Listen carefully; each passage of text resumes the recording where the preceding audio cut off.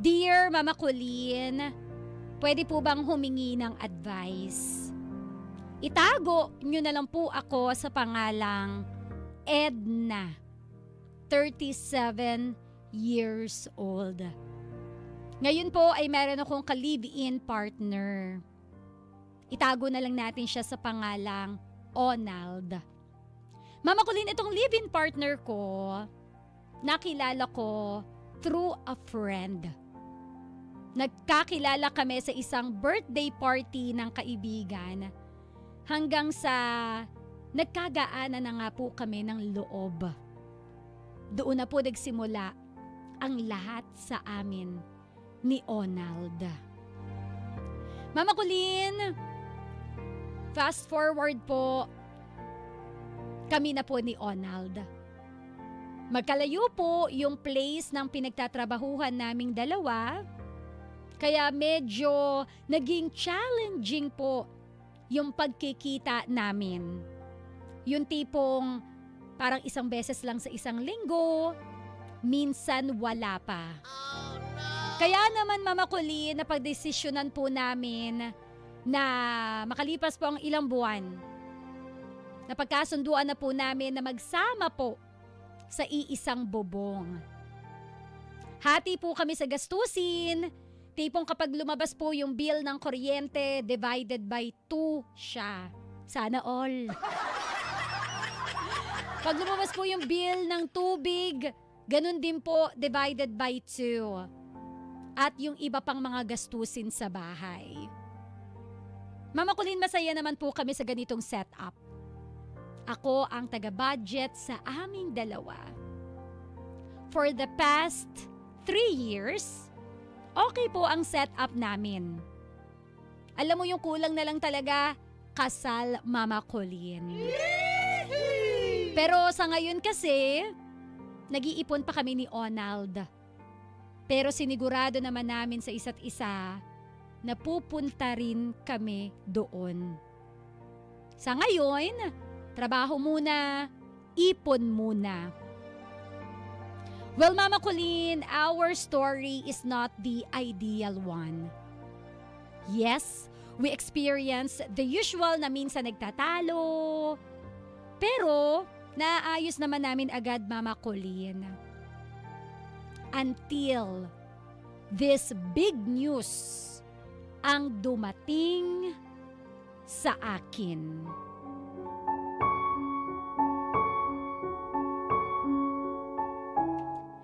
Isang malaking balita na sa totoo lang, hindi ko alam kung kaya kong lampasan. Oh, no!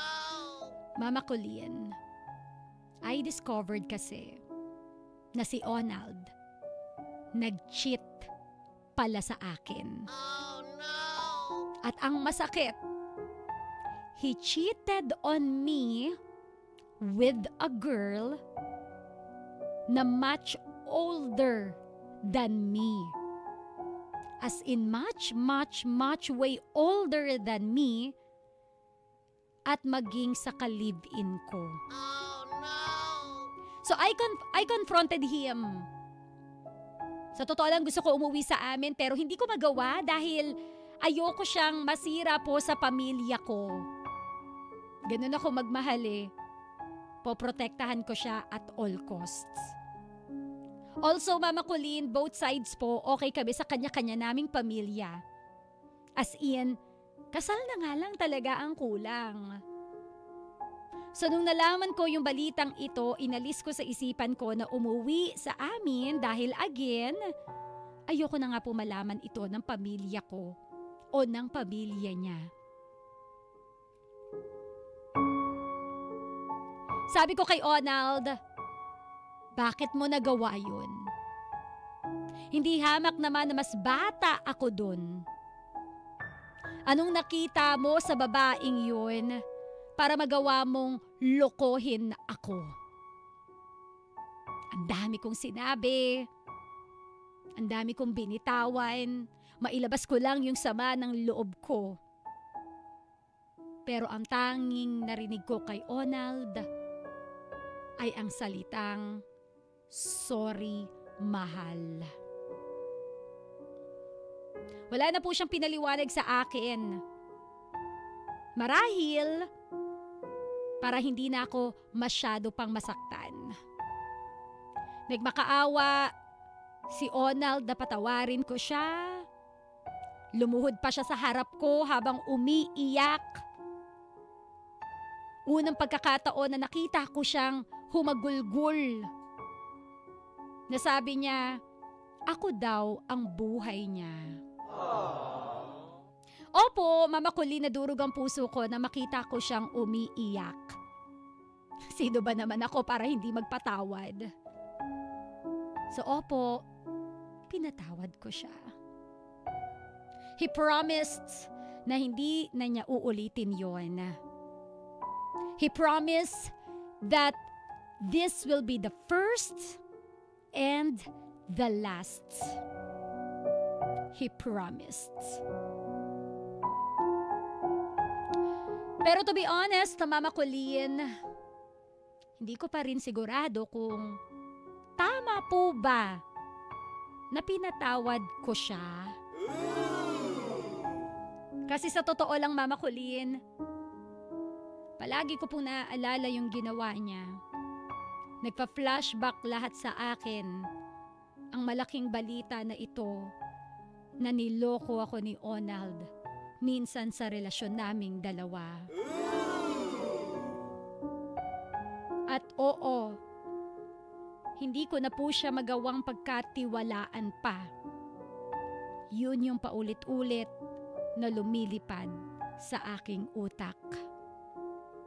Although nakikita ko naman na bumabawi si Onald, pero sa tuwing umaalis siya ng bahay, sa tuwing nagkakahiwalay kami para pumasok sa kanya-kanyang trabaho, grabe po ang lawak ng imagination ko. Pag nalilate siya ng uwi,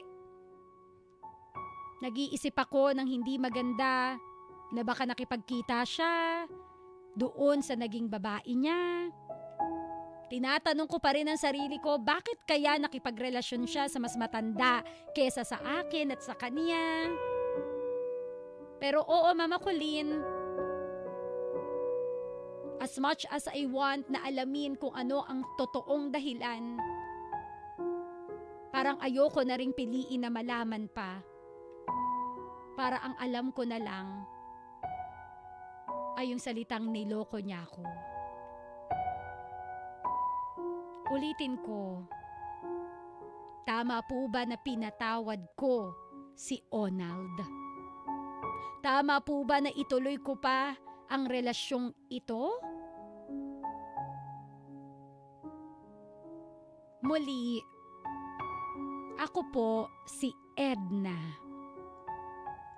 At ito po ang aking kwento dito sa Heart to Heart with Mama Colleen. Hello, Edna! Hello, madlang people! Ang bigat kasi, Edna! Kaya pinapatawa kita. Natatawa ka na ba dyan on the side of the other side of the earth? Alam mo, Edna, may pride na natapakan, ano? Yung pride na yon, yung pinagpalit ka sa mas matanda sa'yo. Hindi lang basta mas matanda, much older pa nga sabi mo. Yung pride na yon, na parang kulang na lang sabihin mo sa akin, di hamak naman na mas fresh ako. Diba? Hindi naman, di hamak na parang, kumbaga sa gulay, mas fresh ako, pero bakit pinatulan niya pa rin yun? Oh, no. Yun yung pride, na parang hindi mo matanggap. And I understand, kasi ganyan naman tayo eh. Diba? Minsan ganyan tayo, parang may mga, kunyari mga kaibigan mo, niloko ka ng jowa mo, diba? Sasabihin, oh, hindi naman hawak na mas maganda ka, tapos pinagpalit ka sa tsaka? Na parang minsan sasabihin pa ng mga friends mo, alam mo, okay lang na ipagpalit ka kung kasing ganda yan ni Pia Wurtzbach. Diba? Kung kasi, bakit lalayo pa tayo? Okay lang na ipagpalit ka kung pinagpalit ka sa kamukha ni Mama Colleen. Wow! Pero hindi, yung iba Sasabihin pa yan, mas maganda yan sa'yo, pero masama naman ugali siguro niyan. Para lang kahit paano maging okay ka, ganun. Again, pride, datapakan. Kasi nga hindi mo matanggap, pinagpalit ka sa mas matanda sa iyo. Pero siguro, hindi naman talaga yun yung pinaka-issue mo eh. Ang pinaka-issue mo na lang, nagtiwala ka, pero yung tiwalang ito, sinira niya. Naawa ka, pinatawad mo siya, muli mo siyang pinabalik sa buhay mo. Ngayon, sino ang may problema? Ang ibig ko sabihin dito, lagi ko namang sinasabi to, 'di ba, sa mga ka-winner natin. I know madaling magpatawad eh. Madali ring sabihin, pag nagpatawad ka, dapat forgive and forget. Kaya lang may mga tao rin talaga na they cannot forget.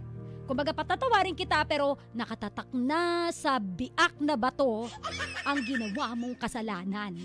Pero kasi kapag ganyan po ang eksena ninyo, hindi ka talaga gagaling. Hindi ka talaga makaka-move on. Hindi ka magiging okay. Kapag sinabi mo kasi na nagpatawad ka, ayaw man natin o ayaw man ng iba o kontrahin man ng iba, dapat kasi erase na kung ano man yung nagawa niya in the past. Ang tunay na pagpapatawad po, wala ng throwback mountain. Throwback mountain ba yun? Wala nang throwback Thursday. Thursday pala ngayon Oo, kaya naman pala. Very relate kasi throwback Thursday ngayon.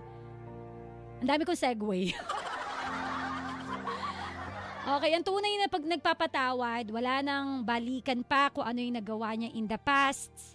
'Di ba? Wala nang halukayan pa na ito kasi ginawa mo ko, niloko mo ko noon eh. Kumbaga dapat wala nang ganun. Abang ka na lang kung ano yung next. Hindi! Kumbaga pag nagpatawad ka, samahan mo ng dasal na sana nga hindi niya na ulitin kung ano man yung ginawa niya sa nakaraan. Ngayon, ano ang kailangan mong gawin? Nararamdaman mo yan ngayon. Pinatawad mo siya, okay uli kayo, pero may but pa rin na mamakulin, tama po ba yung ginawa ko? Tama ba na pinatawad ko siya? Ano ba yung mas nangingibabaw sa'yo ngayon?